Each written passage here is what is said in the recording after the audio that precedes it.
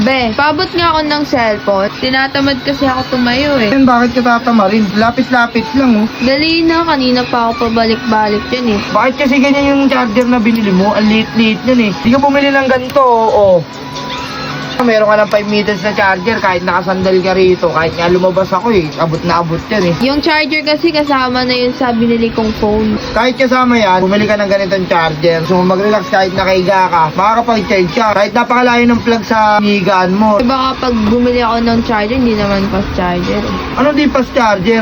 Tingnan mo yung charger na gamit mo. Tara, testing natin. Anong di fast charger? Paano pag fast charger to? Halika rito. Ito yung sinasabi mo, pinagmamalaki mong kasama ng ano mo. Oh, charging lang nakalagay. O, try natin tong charger ko. Ang haba nito. Ang kapal pa. Charging lang nakalagay sa'yo. O, sa akin. Tinan mo kung ano nakalagay.